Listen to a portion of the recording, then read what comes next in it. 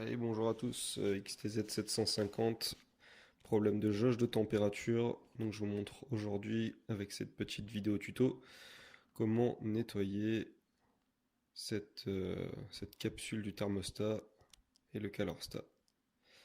Alors, on aura besoin d'une douille, d'une rallonge, une clé à cliquer, tournevis cruciforme, une clé de 24, un chiffon. Alors je vous ai mis des petites images pour voir les étapes. Suivez plutôt la vidéo pour éviter les petites erreurs que j'ai faites. Voilà. Donc on démonte le premier boulon où il y a un œillet de raccord électrique dessus, une masse. Voilà. Vous accélérez un petit peu les images pour perdre moins de temps. Ensuite, pour pas vidanger, vous desserrez seulement avec les coudes 24. Après avoir enlevé bien sûr les deux fiches électriques, donc sans enlever complètement le thermostat pour pas que le liquide de refroidissement s'échappe, qu'on voit sur les images ici. Et on tient bien l'ensemble du corps pour pas qu'il se casse. Voilà, pas plus. Ensuite, vous pouvez démonter le support avec la douille de 10. Et on accélère un petit peu. Desserrer les deux colliers à l'aide du tournevis cruciforme.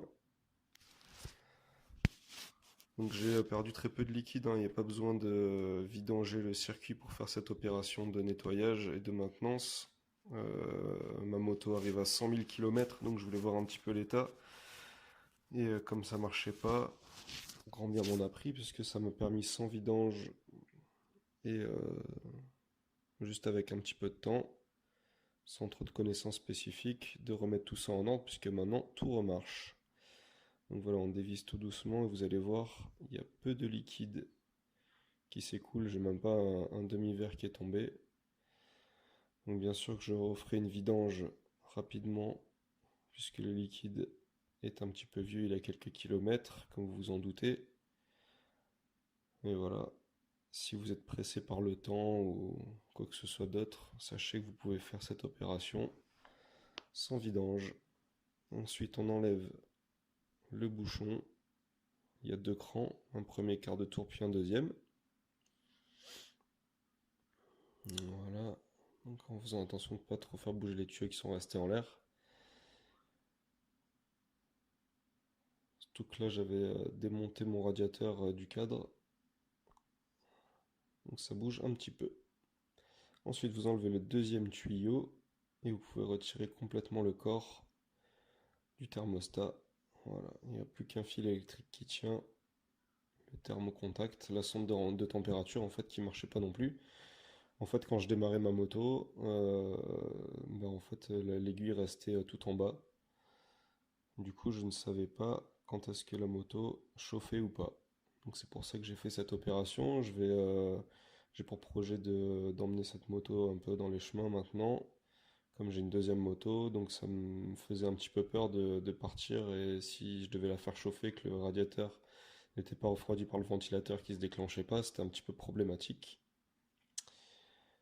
Voilà pourquoi j'ai fait ça. Donc voilà, vous voyez un petit peu l'intérieur. Donc ça se voit pas très bien à l'image, mais c'était un petit peu rouillé, un petit peu marron, pas très beau quoi. Donc on a nettoyé tout ça. Chiffon, laine d'acier, bouger un petit peu tout pour que tout reparte. J'ai malheureusement pas pu prendre d'images des autres composants nettoyés. Comme c'est ma première vidéo comme ça, c'était un petit peu compliqué. Ça va me servir aussi pour les prochaines vidéos d'entretien de la moto. Voilà, mais au moins comme ça vous avez un petit aperçu de ce que ça peut être. Si vous ne faites pas trop de mécanique, c'est vraiment pas sorcier. Il n'y a pas besoin de beaucoup de matériel et ça se fait assez bien. J'ai mis une petite heure, nettoyage compris. Les caches étaient déjà enlevées. Voilà, donc on remonte tout dans le sens inverse. Vous pouvez faire un petit rajout de liquide de refroidissement. Et ensuite ça démarre. Donc là vous voyez à l'écran la jauge, hein, le ventilateur se déclenche aux deux tiers. Donc j'ai attendu assez longtemps pour que ça se déclenche, mais tout marche. Et maintenant c'est parti pour aller faire des balades un peu partout et profiter de cette super moto. Allez, bonne route à tous. Merci à vous.